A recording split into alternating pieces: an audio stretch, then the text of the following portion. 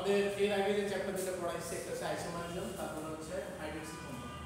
এরপরে ধারাবাহিকভাবে যদি আমি আসতাম তাহলে হয়তো বা অ্যালডিহাইড আসতো, তারপর হচ্ছে কার্বক্সিলিক অ্যাসিড আসতো, অ্যামিন আসতো, তারপর হচ্ছে তোমার কার্বোহাইড্রেট আসতো। এটা একদমই লাস্ট একটা চ্যাপ্টার ছিল, ঠিক আছে, কালার, ডাইস এন্ড পিগমেন্টস। তো এখন আমরা তোমাদের একটু সুবিধার জন্য এই চ্যাপ্টারটা আগে পড়াচ্ছি, এটা একটু থিওরিটিক্যাল চ্যাপ্টার, ঠিক আছে। তো আমরা প্রথমে এখানে যেটা জানবো সেটা হচ্ছে কালার কি এবং ডাই কি। প্রথমে আমরা এটা জানবো, আর নেক্সট ক্লাসে আমরা হচ্ছে পিগমেন্ট নিয়ে আলোচনা করব, ঠিক আছে। পিগমেন্ট আমাদের সিলেবাসে ছিল না, আমি একটু অ্যাড করছি নিজের মতো, ওকে। তো এখন দেখো আমরা যদি প্রথমে আসি কালারের ডেফিনিশন, আমরা মোটামুটি সবকিছুকেই রঙিন দেখি, তাই না, কিন্তু গরু কিন্তু কি সাদা কালো দেখে, তাই না। এর কারণ হচ্ছে আমাদের চোখের ভিতরে সেল আছে, একটা হচ্ছে রড, একটা হচ্ছে কোন। এটা মোটামুটি তোমরা ফিজিক্সে বুঝতে পারবে, তাই না। এখন আমরা যদি প্রথমে কালারের ডেফিনিশন নিয়ে আসি, color is the aspect of things that is caused by different qualities of light being reflected or emitted by them. এটা মানে হচ্ছে আমরা কিন্তু 9 10 ফিজিক্সে পড়ছি, কি পড়ছি যে একটা লাইট সোর্স থেকে লাইট আসে, অবজেক্টের উপরে পড়ে, সেটা রিফ্লেক্ট হয় অথবা এমিটেড হয়, তাই আমাদের চোখে আসে, দেন আমরা সেটাকে দেখতে পাই, ঠিক আছে। এবং ওই বস্তুটাকে আমরা কখনো নীল দেখি, নীল বস্তুকে নীল দেখি, লাল বস্তুকে লাল দেখি, কালো বস্তুকে কালো দেখি। কিন্তু কথা হচ্ছে যে আসলে কি এই যে হলুদ একটা ফুল আমি এখানে দেখতে পাচ্ছি, এটা কি আসলেই হলুদ? হ্যাঁ, এটা রিফ্লেক্ট করে হলুদ লাইটটা আমার চোখে আসতেছে, বা আমার চোখে যে লাইটটা আসতেছে সেটা হচ্ছে হলুদ লাইট, ঠিক আছে। কারণ আমরা জানি কি 7 ধরনের 7 বেসিক কালার আছে, তাই না, 7টা। এবং আমি একটু পরে সেগুলো দেখাবো আর কি। তো এই 7টা কালার থেকে দেখা যাচ্ছে কিছু কালার এখানে অ্যাবজর্ব হয়েছে, কিছু কালার এখানে রিফ্লেক্ট হয়েছে বা এমিটেড হয়েছে, তাই আমার চোখে যেটা আছে সেটা একটা কম্বিনেশন হচ্ছে ইয়েলো, আমরা সেই ইয়েলো কালারটা দেখতে পাচ্ছি। আচ্ছা, এখন ডাই কি জিনিস? আমাদের তো বেসিক্যালি লাগবে হচ্ছে ডাই, কালারটা ম্যান্ডেটরি না টেক্সটাইলের জন্য।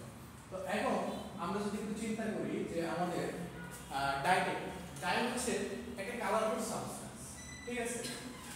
যে কোনো কালারফুল সাবস্টেন্স হলে সেটাকে আমরা ডাই বলতে পারি না। কেন পারি না স্যার? কারণ ডাইয়ের কিছু প্রপার্টিজ থাকে, যেমন কালার কিন্তু ফিক্স আপ নাও হতে পারে, কিন্তু ডাইটাকে ফিক্স আপ করতে পারে। এবং শুধু ফিক্স হইলে হবে না, মনে করো ফেব্রিকের সাথে ফিক্স হইল, কিন্তু পরবর্তীতে এটা একটা ওয়ার্ড দিয়ে চলে গেল, আমরা ওটাকে কিন্তু পিওর ডাই বলা সম্ভব নয়, ঠিক আছে। এজন্য বলতেছে the colored substance is known as dye when that can be fixed up to the fabric, okay. কারণ যেটা ফেব্রিক বলো বা কোলাজেন ফাইবার বলো বা যে কোনো কিছু সেটা ফিক্স আপ হয়ে যাবে কোন কালারফুল সাবস্টেন্স, সেটাকে আমরা বলতে পারি কালার। এবং একই সাথে ইজ নট ফরগেট, মানে এইটা ওই যে বললাম ওয়াশ করলে বা হচ্ছে মনে করো সানলাইটে গেলে এটা হচ্ছে ডিগ্রেড করবে না বা উঠে যাবে না, ঠিক আছে। বা এটা যে বন্ডটা মানে যে কোলাজেনের সাথে বা ফেব্রিক্সের সাথে যে বন্ডটা ফর্ম করে সেটা অ্যাটাচমেন্টে থাকে, সেটা দেখা যাচ্ছে ওখান থেকে ভেঙে আলাদা হয়ে যাবে। কারণ যখন রং উঠে তখন ডেফিনেটলি ওই ডাই মলিকুলটা ওখান থেকে বন্ডটা ব্রেক করে কিন্তু উঠে চলে যায়, ঠিক আছে। তখন এই ফাইবারের যে ন্যাচারাল যে কালার ছিল, অরিজিনাল যে কালারটা ছিল সেই কালারটা মানে ফেড হয়ে যায়, ঠিক আছে। আচ্ছা, এখানে ফোকেটে বলতে কি বোঝানো হচ্ছে? ফার্স্ট টু লাইট, মানে অনেকে দেখা যায় সানলাইট, যেমন দেখবা একটা শার্ট যখন অনেকবার আমরা হচ্ছে ধুই মানে ওয়াশ করার পরে দেখবা আমরা সানলাইটে দেওয়ার পরে 6 মাস পরে দেখবো কালার ফেড হয়ে যায়। এই ইফেক্ট থাকে হচ্ছে আমাদের ডিটারজেন্ট ইউজ করি, সেই ডিটারজেন্ট ওই ডাই মলিকুলগুলোকে সে ময়লার সাথে ওই ডাই মলিকুলগুলোকে বের করে নিয়ে আসার চেষ্টা করে, ঠিক আছে। এটা একটা। তারপরে দেখো হচ্ছে বলছে কি লাইট, আমরা যখন সানলাইটে কিন্তু বিভিন্ন রে থাকে না, ওই রেগুলো দেখা যায় ওইটাকে হচ্ছে বন্ডটাকে ব্রেক করার চেষ্টা করে বা শুকানো, বিভিন্ন কারণে এগুলো হচ্ছে ওখান থেকে উঠে চলে আসে, মানে ওখান থেকে ডিগ্রেড করে উঠে চলে আসার সম্ভাবনা থাকে, এই জন্য দেখা যায় কালারগুলো ফেড হওয়া শুরু করে। আচ্ছা, তারপরে কি বলছে? Not washable by water, dilute acid and alcohol, ঠিক আছে। তখন আমরা অনেক সময় অ্যাসিড ইউজ করি না, যেমন আমরা হচ্ছে ব্লেজার যেগুলো থাকে আমাদের সেগুলো আমরা কি নরমাল হাতে ধুই, সেগুলো কি করি আমরা ড্রাই ওয়াশ দিই, ড্রাই ওয়াশে কিন্তু কেমিক্যাল ইউজ করা, ঠিক আছে। সেটা নরমালি হচ্ছে অ্যালকালাইন, ডাইলুট অ্যালকালাইন। এই জন্য বলা হচ্ছে আমরা যে একটা কালারফুল সাবস্টেন্স যদি ড্রাই ওয়াশ করি তখন যদি সেটা শুধু উঠে চলে আসে কালারটা, তাহলে তো সেটা তাই না? তো এই জন্য বলা হচ্ছে not washable by water dilute acid of অ্যালকাইন। কি বুঝতে পারছো ডেফিনিশনটা? ডেফিনিশন যদি পরীক্ষায় আসে পারা যাবে? আচ্ছা, এবার চলে আসি আমরা থিওরিজ অফ কালার প্রোডাকশন, মানে কালারগুলো কিভাবে প্রডিউস হয়, আমরা যেগুলোকে দেখি সেগুলো হচ্ছে কিভাবে দেখি। আমরা জানি লাইট সোর্সের মধ্যে কয় ধরনের কালার থাকে, 7 ধরনের, ওইখানে হয়তো বা 6টা রে আছে আর কি। তো আমি ধরলাম 7টা কালার আসলো একটা জায়গায়, সে পরবর্তীতে রিফ্লেক্ট করে বা ইমিটেট করে সেটি চলে যাবে, তাই না? চলে গিয়ে আমার চোখে আসবে, মানে যে দেখবে তার কাছে আসবে, তাই না? আসার পরে আমরা একটা মাত্র কালার দেখতে পারি, 2টা কালার দেখতে পারি, 3টা কালার দেখতে পারি, এবং মিক্স আপ একটা কালার দেখতে পারি, ঠিক আছে? তো সেটা কিভাবে হয় দেখো, এখান থেকে দেখানো হচ্ছে যে এই অবজেক্টটাকে আমরা রেড দেখতে পাচ্ছি। কেন দেখতে পাচ্ছি? এটা হচ্ছে আমার যদি মানে চোখ হয়, তাহলে এই লাইট সোর্স থেকে আসলে সবগুলা এসে দেখা যাচ্ছে এই বাকি সব কালারগুলো সে অ্যাবজর্ব করে নিচ্ছে, ঠিক আছে? আর এই একটা কালারকে সে রিফ্লেক্ট করছে বা এমিট করছে, ঠিক আছে? এখন এই যে কালারটা আমার চোখে আসবে আমি শুধুমাত্র সেই কালারটা দেখতে পাবো, ওকে? সিমিলারলি এখন কথা হচ্ছে যে এই লাইট সোর্স থেকে যতগুলো কালার আসতেছে সব কালারগুলো যদি অ্যাবজর্ব করে ফেলে তখন আমরা সেই কালারটাকে ব্ল্যাক দেখব। কি দেখব? ব্ল্যাক। যখন সবগুলো কালার অ্যাবজর্ব করবে তখন সেটাকে আমরা কি দেখব? ব্ল্যাক। আর যখন সবগুলো কালারকে যখন রিফ্লেক্ট করবে, মানে সবগুলো কালারই দেখা যাবে আমার চোখে চলে আসবে, তার মানে বলতে পারি যে 7টা মানে 7টা কালার কম্বিনেশন আমার চোখে আসছে, তখন আমি সেই বস্তুটাকে দেখব হচ্ছে হোয়াইট। যেটা এখানে দেখা যাচ্ছে যে এখান থেকে যতগুলো কালার আসছে সবগুলো কালার এখানে রিফ্লেক্ট করে আমার চোখে আসছে। এই সবগুলোর কম্বিনেশন যে কালারটা পাওয়া যায় সেটা হচ্ছে হোয়াইট কালার, ঠিক আছে? আনসার কোশ্চেন দিচ্ছি। পানি হচ্ছে বেসিক্যালি কালারলেস।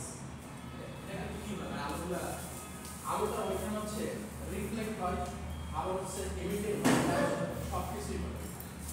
কারণ আমার চোখে কিছুই আসে না, হ্যাঁ, আমাদের চোখে কিছুই আসে না, ওইখান থেকে আমরা লাইট সোর্স আমাদের চোখে আসে। সমুদ্রের পানি থেকে আমরা ব্লু লাইটটা দেখতে পাই, এটা হচ্ছে ক্লোরিনের কারণ, ঠিক আছে?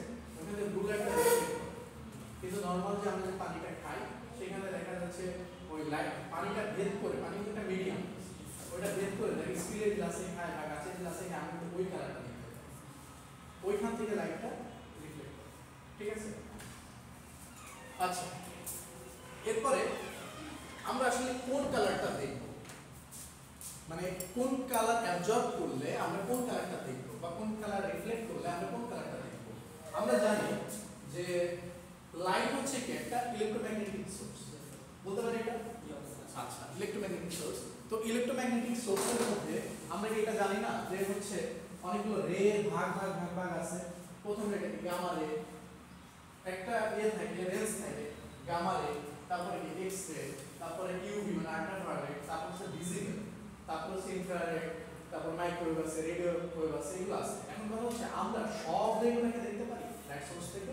না, সবগুলো সোর্সকে দেখতে পারি না। আমরা শুধুমাত্র দেখতে পারি ভিজিবল রেঞ্জের যে কালারগুলো আছে সেইগুলো।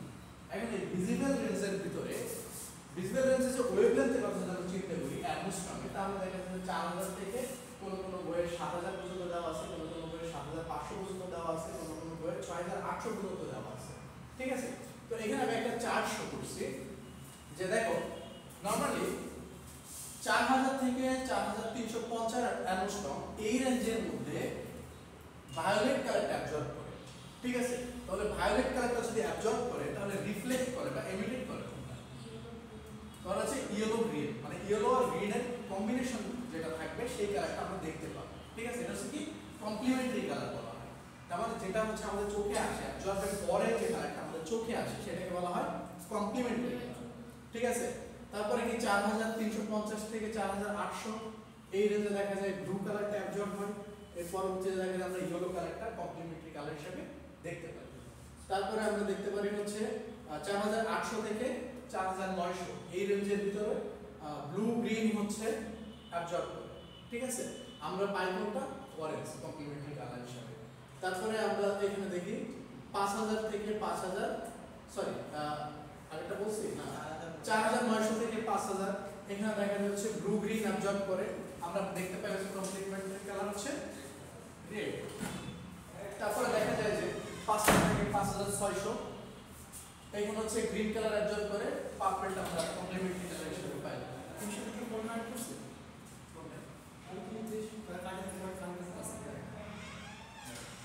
তারপরে দেখো আমরা হচ্ছে 5600 থেকে 5800 অ্যামোস্ট্রম এই রেঞ্জে হচ্ছে ইউরো গ্রিন অ্যাবজর্ব হয়, আমরা পাই হচ্ছে ভায়োলেট। তারপর দেখো 5800 থেকে 5950 এখানে পাই হচ্ছে আমরা blue colour complementary colour absorb হয় হচ্ছে ইউরো। তারপরে 5950 থেকে 6050 এখানে পাই হচ্ছে আমরা গ্রিন ব্লু অ্যাবজর্ব করে অরেঞ্জ। তারপর হচ্ছে লাস্ট রেঞ্জ আমরা যদি পাই সেখানে হচ্ছে রেড কালারটা অ্যাবজর্ব করে, আর এখানে হচ্ছে আমরা ব্লু গ্রিনটা পাই। তোমরা কি এই যে চার্টটা এই চার্টটা যদি দেই পরীক্ষায় কি পারা যাবে? এর কথা হচ্ছে হ্যাঁ যদি দেখি সেটা কি এরকম বলছে হ্যাঁ বলতেছি। এখন দেখো এখানে তোমরা কিছু লক্ষ্য করছো এর ভিতরে একটা খুব সুপ্ত মানে হিডেন একটা জিনিস লুকিয়ে আছে এটা আস্তে আস্তে সেম কালার আছে একটা রেঞ্জ পর্যন্ত দেখো উপর থেকে 1 2 3 4 প্রথম চারটা অ্যাবজর্ব কালার আর নিচের চারটা কমপ্লিমেন্টারি কালার সেম, ঠিক ভাইস ভার্সা। একটা মাত্র মাঝে আছে একটা রেঞ্জে, সেখানে হচ্ছে কোনটা ওই যে এটা মানে পার্পল মনে হয় এটা দেখো গ্রিন আর পার্পল, তাই না? এটা যদি দাও দেই পারবো না। আচ্ছা এটাকে বলা হয় অ্যাবজর্ব কালার এবং কমপ্লিমেন্টারি কালারের রিলেশনশিপ, যে কোনটা অ্যাবজর্ব করলে কোনটা কমপ্লিমেন্টারি কালার হিসেবে পাবো বা কোনটা আমার কমপ্লিমেন্টারি কালার কোন কালারটা অ্যাবজর্ব করে পাবো, ঠিক আছে?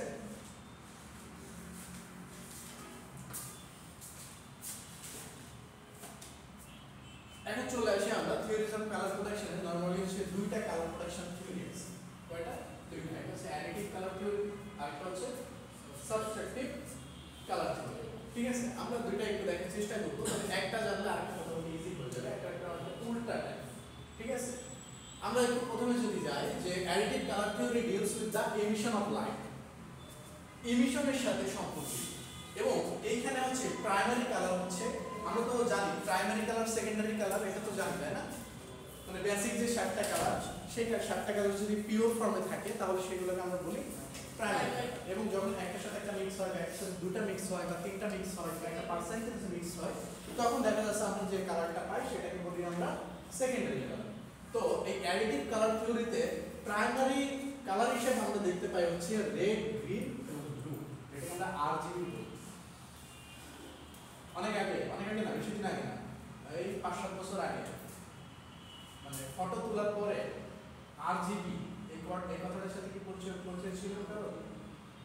রঙিন টেলিভিশন ছিল না আগের আমলে 10-12 সালের দিকে,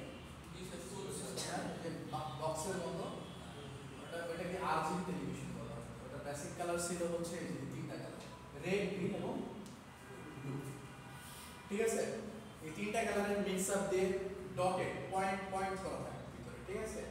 এই কালারগুলো এই তিনটা কালার দিয়েই হচ্ছে যত কালার আমরা দেখতে পাইছি তখন সবগুলো কালার ভিজিবল রেঞ্জের মধ্যে ছিল, ঠিক আছে? স্যার সাদা কালো লাগে না 10-12 দিকে মোটামুটি ভালো লেভেলের স্প্রেড করছে। আচ্ছা এখন আমরা এটাকে একটু পড়ার চেষ্টা করি। দেখো পরেরটাই গেলে তোমরা আরো বুঝতে পারবে। এখানে একটা ডায়াগ্রাম দিয়ে বোঝানোর চেষ্টা করছি, এটাকে আমি যদি একটু অন্যভাবে দেখাই ট্রায়াঙ্গেল দিয়ে।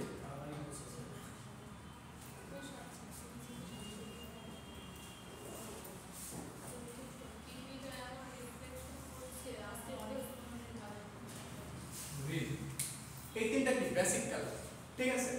এখন দেখো এখানে হচ্ছে কি রেড আর ব্লু, এখন আমরা যদি চিন্তা করি এটা হচ্ছে ওয়ান পার্ট বলে তোমরা তো একটু বুঝতে অসুবিধা হতে পারে, মানে ধরো 1 গ্রাম, সবগুলোকে যদি আমি 1 গ্রাম করে যদি চিন্তা করি তাহলে এই তিনটা কালার মিলাইলে যদি আমি পাই 1 গ্রাম, এটা 1 গ্রাম, এটা 1 গ্রাম, এটা 1 গ্রাম, যদি আমি কোথাও যদি দিই দেওয়ার পর দেখা যাবে একটা বেসিক অন্য একটা কালার তৈরি হবে, সেটা হচ্ছে কি কালার তৈরি হবে? হোয়াইট কালার, ঠিক আছে? এবং আমরা যদি চিন্তা করি রেড এবং হচ্ছে ব্লু এই দুটো কম্বিনেশন আমরা যদি চিন্তা করি যে এক পার্ট করে যদি আমরা অ্যাড করব তখন দেখো ম্যাজেন্টা কালারটা আমরা পাবো, ঠিক আছে? সেটা আমরা কি কালার পাবো? ম্যাজেন্টা। আমি এম দিয়ে শুধু রিপ্রেজেন্ট করব, ঠিক আছে? কখন পাবো? যখন আমি শুধুমাত্র 1 পার্ট আর লিখলাম শুধু রেড প্লাস 1 পার্ট ব্লু। এই দুটো কালার যখন আমি একসাথে মিক্স আপ করব, এমন না যে এটা একটু বেশি দিব এটা একটা কম দিব, তখন কোনো অন্য কিছু তৈরি হবে। এইটা একদম যে কোয়ান্টিটিতে আমি দিব এটাও সেম কোয়ান্টিটি যদি আমি দেই এবং এই দুটো কালার যদি আমি মিক্স করি তাহলে ডেফিনেটলি আমি ম্যাজেন্টা কালার পাবো। ঠিক আছে, এরপর আমরা চিন্তা করি ব্লু আর গ্রিন, কি হলো এটা বন্ধ হয়ে গেল কেন? কি জানি তো ভালো এই তিনটা বৈশিষ্ট্য ছিল।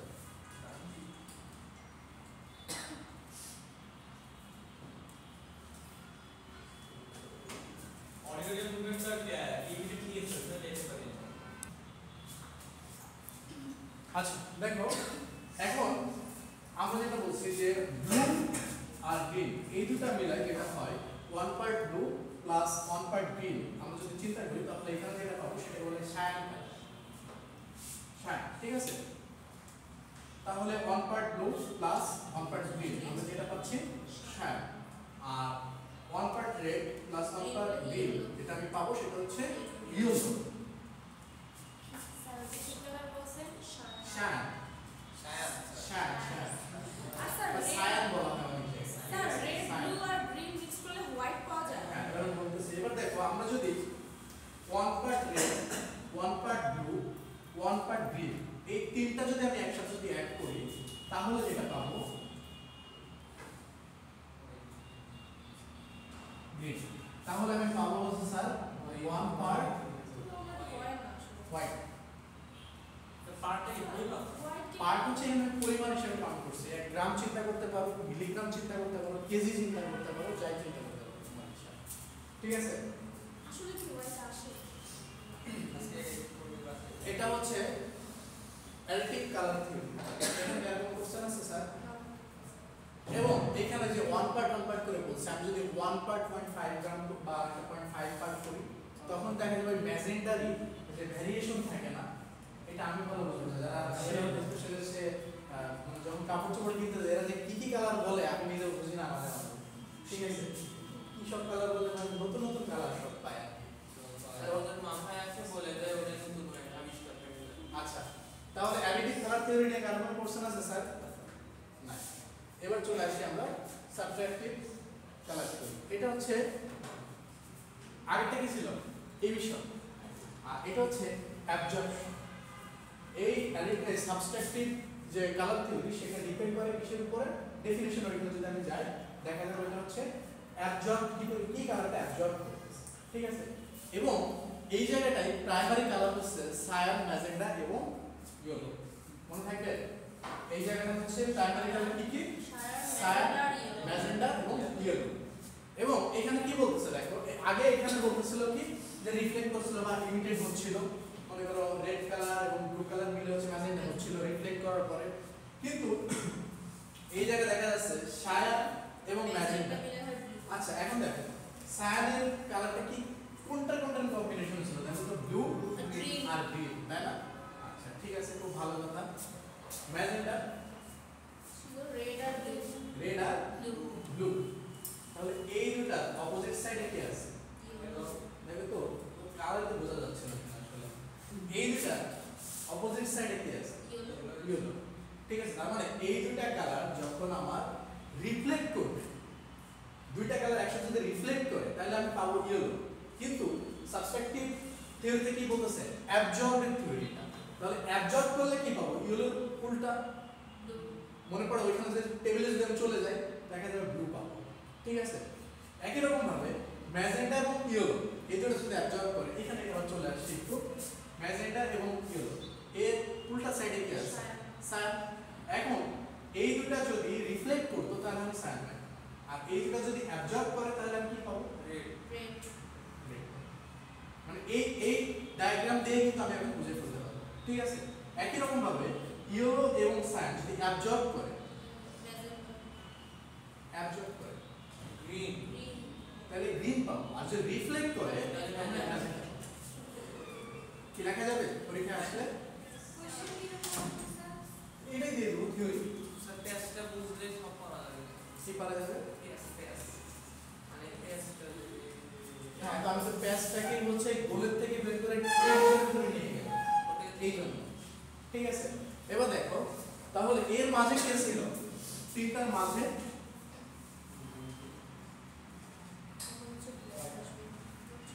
হোয়াইট কালারটা ছিল না? এখন দেখো তো তিনটা যখন একসাথে রিফ্লেক্ট করতেছিল বা ইমিটেট হচ্ছিল তখন আমি কি পাচ্ছিলাম? হোয়াইট। এখন তাহলে তিনটা বা এই সবগুলো যদি অ্যাবজর্ব করে তাহলে হোয়াইট উল্টাটা পাবো না? বোঝা যাচ্ছে? এই বোঝা যাবে? পারা যাবে?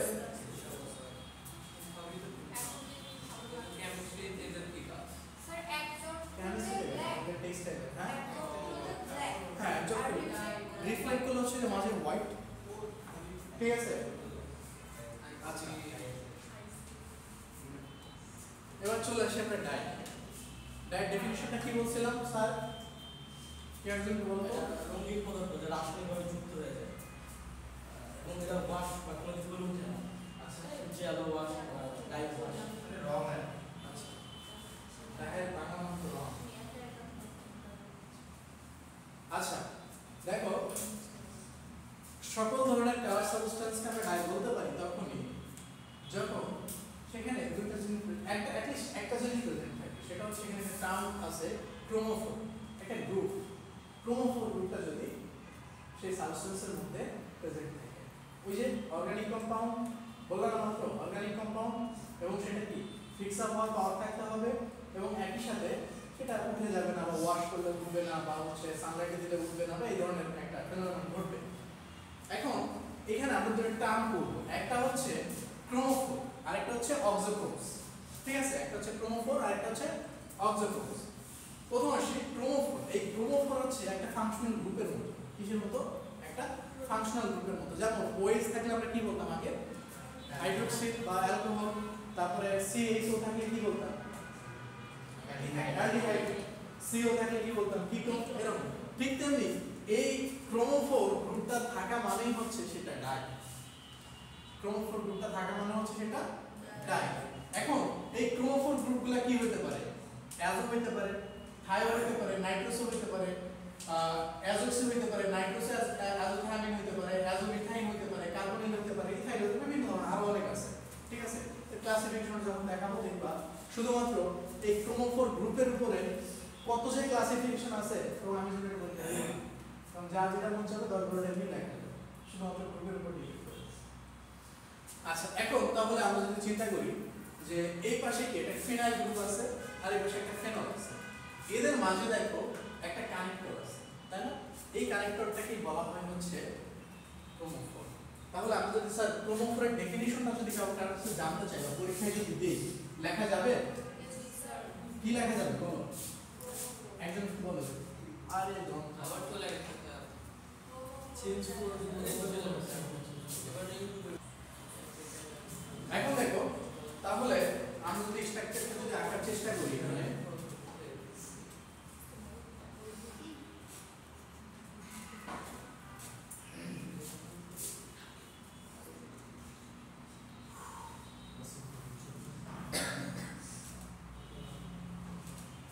এখানে কিন্তু দুইটা অর্গানিক গ্রুপ আলাদা, একটা হচ্ছে ফেনল একটা হচ্ছে বেনজিন। তো এখন এই দুটার মাঝে দেখো একটা কানেক্টর আছে, সেটা হচ্ছে এই নাইট্রোজেন ডাবল মাঝে, এটাকে শুধুমাত্র এই অংশটুকুকে বলা হয় অ্যাজো গ্রুপ। অ্যাজো গ্রুপ, ঠিক আছে? এটাকে বলা হয় অ্যাজো গ্রুপ, মনে থাকবে? তাহলে যদি কোনো সাবস্টেন্সের মাঝে এরকম একটা ডাবল বন্ড যুক্ত নাইট্রোজেন বা নাইট্রোজেন থাকে এবং দুই সাইডে যে কোনো অর্গানিক কম্পাউন্ড যুক্ত থাকে, সমস্যা নেই, সেটাকে আমরা ডাই বলতে পারি? পারি। কারণ কি স্যার? একটা ক্রোমোফোর গ্রুপ আছে এবং সেটাতে অ্যাজো গ্রুপ, এবং এই ডাইটাকে আমরা বলতে পারি অ্যাজো ডাই। এখন আমি পরীক্ষায় যদি দেই কি দিব? Write down the structural formula of azo dye. লেখা যাবে না? মাঝে একটা হচ্ছে নাইট্রোজেন বন্ড দিতে হবে আর দুই সাইডে যেমন একটা কিছু মোটামুটি একটা এইটাকে দিলেই হবে। হ্যাঁ এটাকে দিলেই হবে। এটাও তো একটা কত মার্কস স্যার এগুলোতে? এগুলোতে সর্বোচ্চ থাকলে 1 নাম্বার থাকে। স্যার বাকিগুলো টেকে দিয়ে দেবেন। কি দিব বাকিগুলো? থাইও হ্যাঁ আরো আছে, তুমি তোমার মন চাইলে যে কোনো একটা আঁকবে, সমস্যা কি? আপনি যদি ওগুলাই দেন নাম সহ বলে দেন তখন তো পারবো না। এই জায়গাটা চেঞ্জ করে থাইল গ্রুপ দিয়ে দিব, এই জায়গাটা যদি আমি বলি যে ইথিলিন গ্রুপ দিব বা কার্বনাইল গ্রুপ দিব, তো তুমি এই জায়গায় কার্বনাইল গ্রুপ হিসেবে দিবা সিওর। তোমাদের টেক্সটাইল ইন্ডাস্ট্রিতে ম্যাক্সিমাম ইউজ হয় হচ্ছে অ্যাজোডাইন, এই জন্য আমি এখানে দুটো অ্যাজোডাইন রাখছি, অন্য কোনো ডাই রাখি না, ঠিক আছে। যদি অন্য কোনো মানে ইন্ডাস্ট্রিতে যদি অন্য কোনো ধরনের যদি ডাই যদি ইউজ করতাম তাহলে দেখা যেত আমি এখানে অন্য কোনো আরো অন্য কিছু দেখাইতাম, তোমাদের লাগবে হচ্ছে মধ্যে অ্যাজোডাইন, ঠিক আছে। আচ্ছা এখন দেখো এরপরে জাস্ট একটু নরমাল চিন্তা করো, এই জায়গাটা মনে করো যদি একটা অ্যামিন দিয়ে দাও, এটার নাম চেঞ্জ হয়ে যাবে, সেটা অ্যাজোডাইন। এই জায়গাটা মনে করো একটা সালফোনিক অ্যাসিডের একটা গ্রুপ দিয়ে দাও, দেখা যাবে এটা চেঞ্জ হয়ে যাবে। নিচের স্ট্রাকচারটা একটু দেখো, এটা মনে হয় অ্যামিন আছে তাই না, এটাও কিন্তু একটা অ্যাজোডাইন, ঠিক আছে, এটাও একটা অ্যাজোডাইন। কিন্তু এই অ্যাজোডাইন নামটা কি হয়ে যাচ্ছে তখন মিথাইল অরেঞ্জ। আমরা ইন্ডিকেটর ইউজ করি না, ইন্ডিকেটর যখন আজকে ল্যাবে আমি এই ইন্ডিকেটরটা আমার কাজে লাগবে, এটা হচ্ছে অ্যাসিডিক ইন্ডিকেটর, ঠিক আছে। পিএইচ রেঞ্জ হচ্ছে দেখা যায় 3.1 to 4 বা 4.5 এর ভিতরে, এবং এই মিথাইল অরেঞ্জ দেওয়ার পর দেখা যাচ্ছে এটা ইয়োনিশ টাইপ চলে আসে, ঠিক আছে, এবং এটা টাইট্রেশনে লাগে। আমরা আজকে যদি রেডিয়েশন করাই তখন দেখাবো। তো এখন যদি দেই এরকম পারা যাবে না স্যার, পারা যাবে? পরে গেছে কোশ্চেন থাকলে স্যার আসতে পারি না বা এটা কমন আসে না। আচ্ছা এখন একটা হোমওয়ার্ক লিখে নাও। হোমওয়ার্ক হ্যাঁ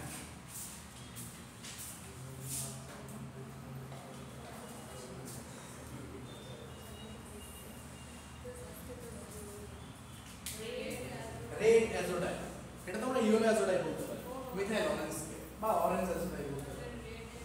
রেড অ্যাজোডাইন স্যার এরকম তো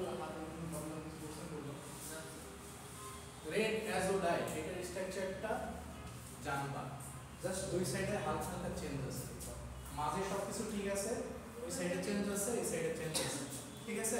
জি স্যার। আচ্ছা এখন চলে আসি স্যার, এই যে এখানে চেঞ্জ হচ্ছে, কেউ কোনো কোশ্চেন করছে? এখানে যে চেঞ্জ হচ্ছে, এখানে সালফোনিক গ্রুপ আসতেছে, এখানে অ্যালকোহলিক গ্রুপ আসতেছে, অ্যামিনো গ্রুপ আসতেছে বা আদার্স যে কোনো একটা গ্রুপ আসতেছে, তাহলে স্যার এই গ্রুপগুলোর কাজ কি? এই গ্রুপগুলোর কাজ হচ্ছে, এটা তো ডাই রিপ্রেজেন্ট করছে, এটা ডাই এর প্রপার্টিজ আছে। এই গ্রুপগুলোর কাজ হচ্ছে sir shade intensity increase or decrease. আমরা দেখা যাচ্ছে একই কালারের শেড বিভিন্ন বিভিন্ন রকম থাকে না, এই অক্সোক্রোম হচ্ছে এমন এক ধরনের গ্রুপ, এই অক্সোক্রোম গ্রুপ বিভিন্ন হওয়ার কারণে শেড ডেনসিটি এগুলো চেঞ্জ হয়ে যায়, ঠিক আছে। এখানে দেখো বলছে কি ইনক্রিজ দ্য কালার অফ ক্রোমোফোর্স, মানে এই গ্রুপগুলোর কালারের ইন্টেন্সিটি বাড়াই দেয়, অনেক সময় কমাই দেয়, অনেক সময় ডেনসিটি বাড়াই দেয়, বা রিফ্লেকশন ক্ষমতা যেটাকে বলা হয় সেটাকে বাড়াই দেয়, সেটাকে কমাই দেয়। এই দুটো গ্রুপের কাজ হচ্ছে এই দুই ধরনের, একটা হচ্ছে ডাইটাকে রিপ্রেজেন্ট করবে, মানে এইটা থাকতেই হবে ডাই হতে গেলে, আর ইন্টেন্সিটি বা শেড চেঞ্জের জন্য আমার অক্সোক্রোম গ্রুপ লাগবে। এখন অক্সোক্রোম গ্রুপ কোনগুলো তাহলে? অক্সোক্রোম গ্রুপ হচ্ছে কিন্তু এই যে সাইডে যেগুলো লেখা থাকবে এইগুলোকে বলা হয় অক্সোক্রোম গ্রুপ। মনে থাকবে? পারা যাবে ডেফিনিশন দিলে অক্সোক্রোম কি? হ্যাঁ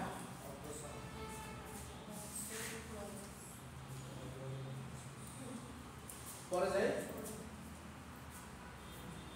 এখন দেখো ডায়ের কিছু ক্লাসিফিকেশন আছে।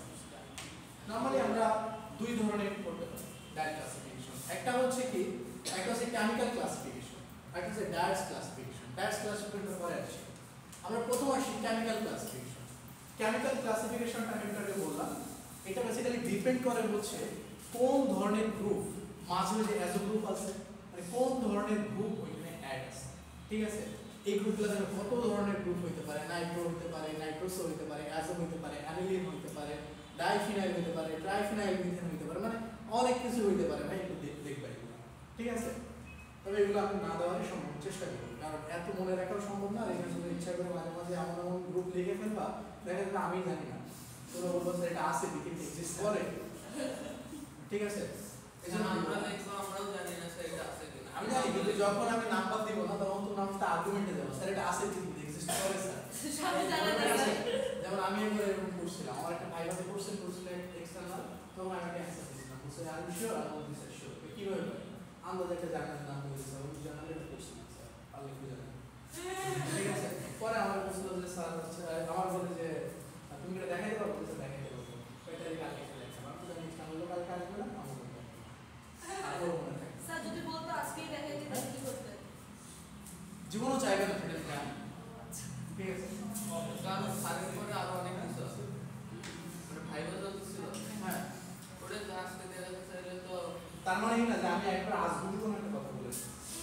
ঠিক আছে, উনি যখন আমি পারতেছি বা যত ডিপে যাচ্ছে যে এটা আমাকে আটকানোর চেষ্টা করতেছে, মানে কনফিডেন্স থাকতে হবে। কনফিডেন্ট লেভেলের যুক্ত হচ্ছে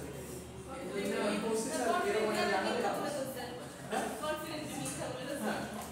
আচ্ছা, যেটা তোমাদের এইখানকার স্টুডেন্টরা অনেক বেশি বলে কনফিডেন্টলি, এবং কনফিডেন্টলি এমন ভাবে বলে মানে মাঝে মাঝে আমি ভাবা ছেড়ে স্পেশালি হিন্দু হয়েছে স্টুডেন্টগুলো। আমি লাস্ট সেমিস্টারে ক্লাস নিয়েছি, মানে এমন ভাবে মনে করো যে ভাইবার সময় ভুল উত্তর দিচ্ছে, যে এত সুন্দরভাবে কনফিডেন্ট উত্তর দিচ্ছে, আমি কনফিউজ যে আসলে এতদিনকে আমি ভুল জানতাম তাই না। আচ্ছা, কিন্তু ভুল উত্তর দিও না ভাই। না, আমি কনফিডেন্সটা শিখবো স্যার, পুরো উত্তর শিখবো। আচ্ছা, ওইটুকু অবশ্যই আমাদের সাথে ইনফরমেশন খেয়ে দিই। এরপর চলে আসি আমরা ডায়াস ক্লাসিফিকেশন। ডায়াস ক্লাসিফিকেশন বলতে বোঝানো হচ্ছে যে আমার ইন্ডাস্ট্রিতে ডায়েট সেকশনে যারা টেকনিশিয়ান বলো বা ইঞ্জিনিয়ার থাকে তাদের কিছু কিছু নামকরণ থেকে এই ডায়াস ক্লাসিফিকেশনটা আসছে।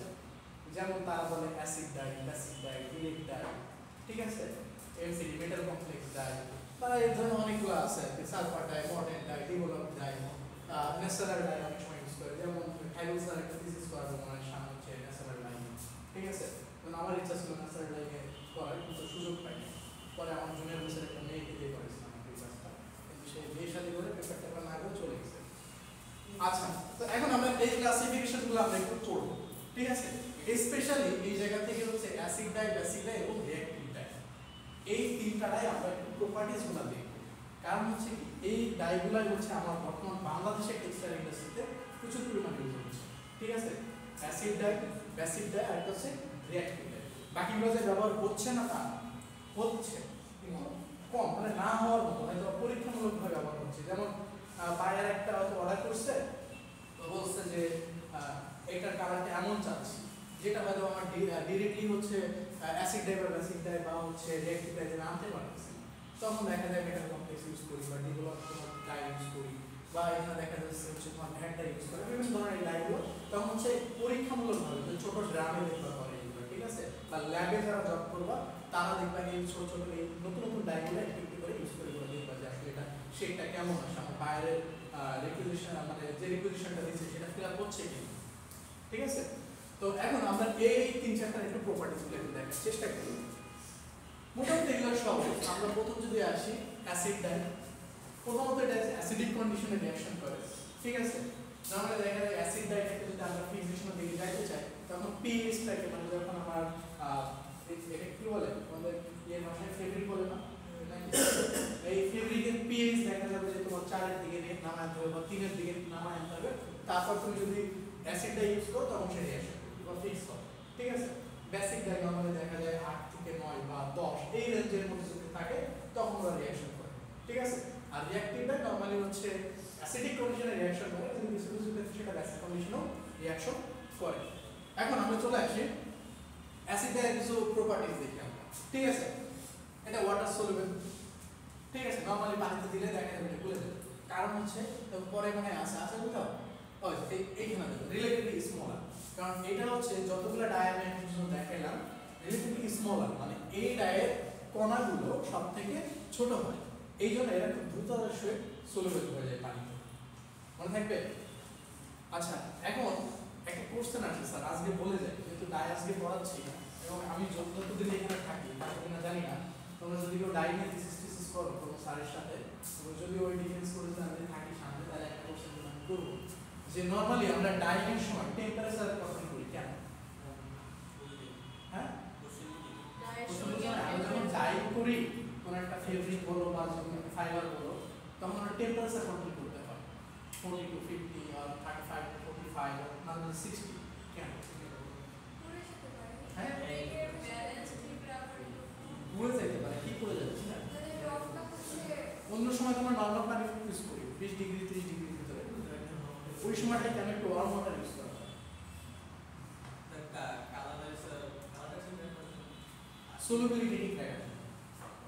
কারণ হচ্ছে আমরা যদি নর্মাল ঠান্ডা পানিতে ইউজ করি ডাইটা, তখন দেখা যায় সলিউবল হতে একটু সময় নেয় বা 100% সলিউবল হয় না।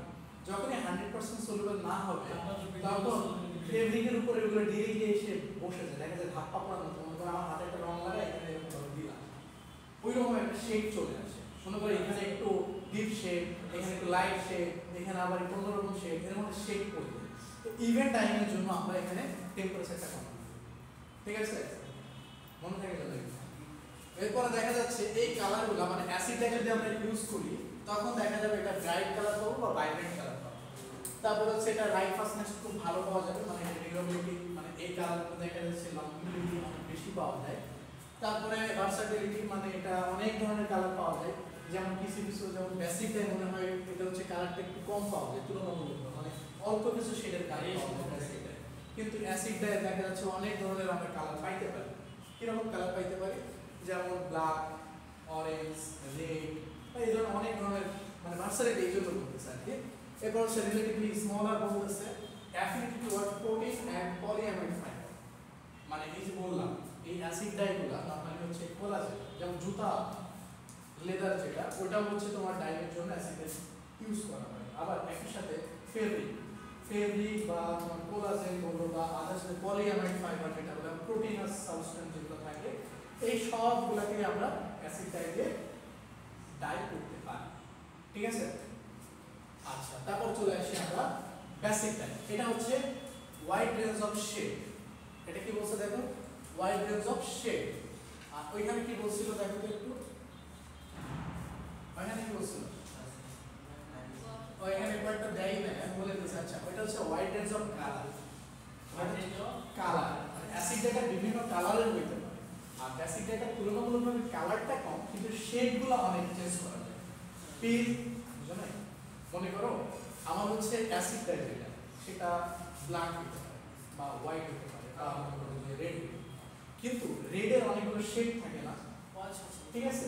তো বেসিক ডাইয়ের জন্য কালারটা অল্প, যেমন রেড, ধরলাম রেড আর হচ্ছে হোয়াইট পাই না, ব্ল্যাক পাই না, কিন্তু এগুলো শেডগুলো চেঞ্জ করা যায়। কিভাবে চেঞ্জ করা যায়? সরি, পিএইচ, একটু পিএইচ উল্টা পাল্টা করে দিলে বাইরে কমাইলে এগুলো চেঞ্জ হয়, ঠিক আছে? তারপরে দেখো কি বলছে, ব্রাইটনেস এন্ড ভাইব্রেন্সি, তারপরে স্ট্রং এন্ড ব্রিলিয়ান্ট কালার, মানে এটা দেখা যায় তুলনামূলকভাবে একটু ব্রাইটনেসটা বেশি থাকে বেসিক লাইট, ঠিক আছে? তারপরে বলছে পোর লাইট ফাস্টনেস, কিন্তু এটা যদি বেশিক্ষণ, মানে এই যে কাপড়গুলো হচ্ছে দেখবা হচ্ছে 4-5 দিন রোদে দেওয়ার পরে ফেড হয়ে গেছে, সেটা মনে করতে হবে আমরা হচ্ছে বেসিকটা ইউজ করে ওই কটনগুলো ডাই করছি বা ফেব্রিকটা ডাই করছি, ঠিক আছে? কারণ এটা হচ্ছে লাইটের সাথে একটা সম্পর্ক খারাপ আছে, এই জন্য দেখা যায় দ্রুততার সাথে এটা মডারেট করে এটাকে খাই করি, ওকে? তারপরে দেখো যে আমরা যদি হার্ড ওয়াটার ইউজ করি তাহলে এটা হচ্ছে প্রিসিপিটেট করে দেয়, আমরা ওই যে ধাপা পড়ার মতো, মানে ধরো শেপটা চেঞ্জ করে দেয়। কারণ হার্ড ওয়াটার কিন্তু কি থাকে? আচ্ছা, হার্ড ওয়াটার আর সফট ওয়াটার কি জিনিস জানো? বলো তো, হার্ড ওয়াটার কি জিনিস? শক্ত পানি, হ্যাঁ, মানে শক্ত পানি, হার্ড ওয়াটার কি ঘনত্ব বেশি, হ্যাঁ ঘন পানি, পানি তো পানি, পানি আবার ঘন আর খর পানি, হ্যাঁ খর পানি কি জিনিস? আচ্ছা, আমরা যে পানিটা ইউজ করি ল্যাবে, কিন্তু এটা বলছিলাম আমরা ল্যাবে যে পানিটা ইউজ করি সেটা ডিস্টিলড ওয়াটার, তাই না? এই ডিস্টিলড ওয়াটারে কোনো ধরনের আয়ন থাকে? আয়ন থাকে? থাকে না। যতগুলা এই যে আর্থ অ্যালকালি মেটাল আছে না, magnesium, calcium, potassium alkali metal, বা এই মেটালগুলো প্রেজেন্ট যত বেশি পানিতে থাকবে সেটা তত তার হার্ডনেস তত বাড়তে থাকবে। এটা এমন না যে শক্ত, এটা পানিতে যদি মানে ক্যাটায়নের পরিমাণ বা আর্থ অ্যালকালি মেটাল যেমন হচ্ছে ক্যালসিয়াম, ম্যাগনেসিয়াম, তারপর হচ্ছে পটাশিয়াম থাকে, সোডিয়াম থাকে, আয়রন থাকে, আর্সেনিক থাকে, এই আয়নগুলোর পরিমাণ যদি বেশি পরিমাণে থাকে তার হার্ডনেস তত বেশি। স্যার বরিশালে স্যার এসব পানি পাওয়া যায়, বলেন না স্যার, আয়রন যুক্ত পানি, লাল পানি থাকে, আমাদের না বেশি বরিশালে যাওয়ার দরকার নেই, গোপালগঞ্জ স্কুল নাই গেলে অবস্থা খারাপ হয়ে যাবে, বলেন না স্যার, ঠিক আছে? আচ্ছা পানিতে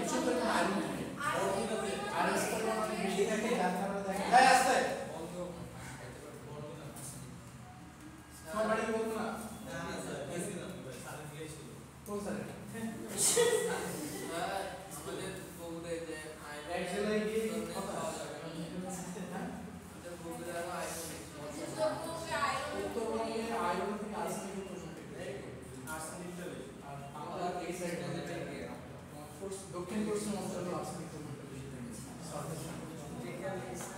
এই আস্তে তাহলে হার্ড ওয়াটার এবং সফট ওয়াটার সম্পর্কে বোঝা গেছে আমি যে বলছি স্যার সফট ওয়াটার কোনটা স্যার যেটা আমরা খাই স্যার না ওটা হার্ড ওয়াটার ঠিক আছে নরমালি যেটা আয়রনের পরিমাণ কম থাকে সেটাকে বলা হয় সফট ওয়াটার ওকে এখন তারপরে চলে আসি আমরা আচ্ছা এখানে একটা কোশ্চেন অনেক সময় বলা হয় যেমন হচ্ছে তোমরা যখন ডিফেন্স দিবা আজ থেকে 2 বছর পরে ডিফেন্স একটা থিসিস করবো না একটা প্রজেক্ট করবো না তাহলে তো সেখানে ডিপেন্ড করে বেরোয় যেতে হবে হ্যাঁ সেখানে স্যার হচ্ছে যে তোমরা এখানে থাকবা আর আমরা যদি থাকি তাহলে তো আমরা এখানে হ্যাঁ স্যার এগুলো করতে হবে ঠিক আছে আমাদের এই যে তোমরা আমাকে কোশ্চেন করো ওই যে স্যার আমরা স্টুডেন্ট হয়ে যাবো আমাদের অনেক অনেক কোশ্চেন থাকে ঠিক আছে হ্যাঁ আপনি বলে দেন স্যার না আমি তো বলে দিচ্ছি এখন যেগুলো আমরা করি মাঝে মাঝে যেমন এখানে আমরা একটা কোশ্চেন করি যে আমরা নরমালি ডাই করার জন্য টেক্সটাইল ডাই করার জন্য কোন ওয়াটারটা ইউজ করি কেন ইউজ করি না ডিস্টিলেটর বানানো সম্ভব মানে কত ডাইয়ের জন্য কত পরিমাণ পানি লাগবে এত পানি আমি ডিস্টিল করতে গিয়ে পাবো হ্যাঁ একটু বলার চেষ্টা করো হার্ড ওয়াটার হার্ড আর দিয়ে হচ্ছে সব মিলাই একটা মিক্স করে নতুন কিছু বানাতে করি এরকম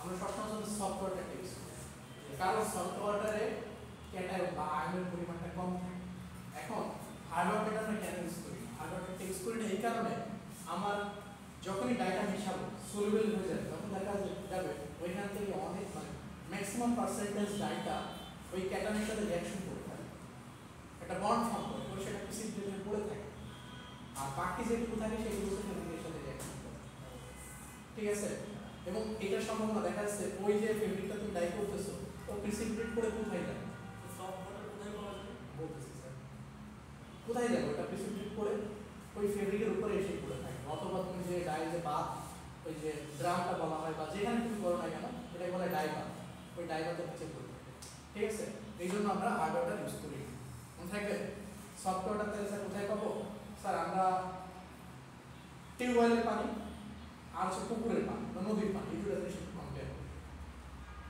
আয়রনের পরিমাণটা কোথায় বেশি থাকে তোমরা জানো চাপ করে আমরা যদি টিউবওয়েলে মানে সাবমার্সিবল বলতে অনেক নিচে থেকে যদি আমরা পানি টেনে তুলতে পারি তাহলে ওইটা হচ্ছে সফট ওয়াটার হওয়ার মানে পসিবিলিটি বাড়তে থাকে কিন্তু অন্যদিকে যদি আমরা নর্মাল নলকূপ যেটা বা কল টিউবওয়েল এখান থেকে যদি আমরা যদি পানিটা যদি তুলি তখন দেখা সেটা হার্ডনেসটা বেশি থাকে তুলনামূলকভাবে আমরা যদি নদী বা পুকুরের দিকে যাই সেই জায়গা বৃষ্টির পানি এইগুলোতে হচ্ছে তোমার তেমন কোনো আয়রন থাকে না ঠিক আছে এই জন্য ছোটবেলায় মানে একটা কোশ্চেন আসতো যে আমরা ডিটারজেন্ট ইউজ করি বা কাপড় ধোয়ার জন্য কোন পানি কলের পানি নাকি হচ্ছে পুকুরের পানি বিজ্ঞান বই ছিল না সিক্স লেভেলে নাকি এটা বলেছি এবার বললো না যে স্যার এই শর্ট সিলেবাস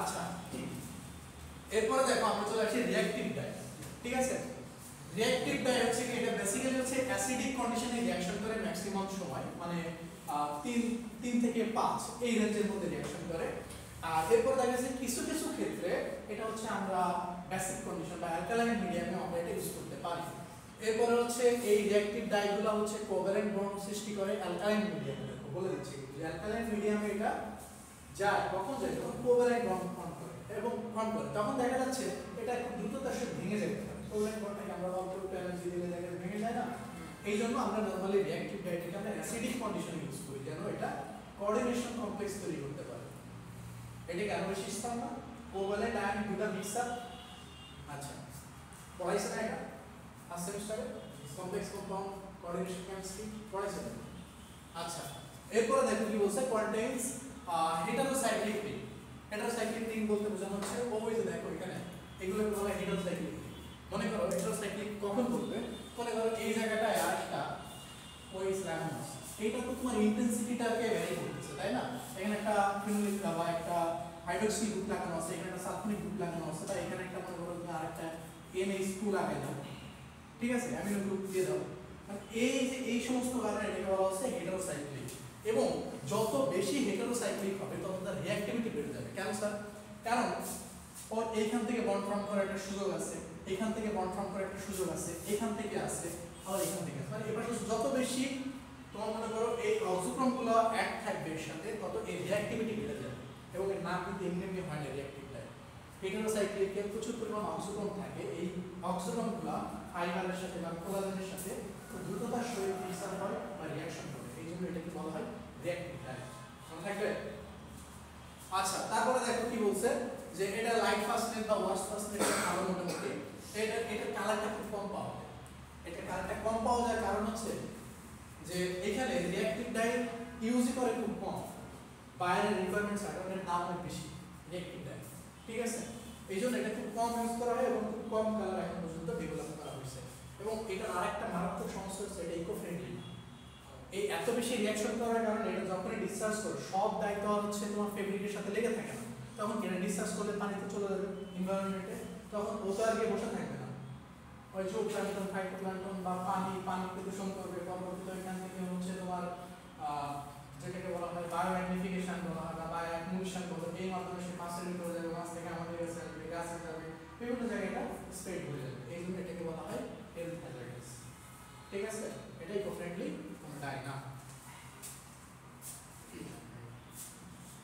আচ্ছা, এবার আসি সিনথেসিস অফ অ্যাসার।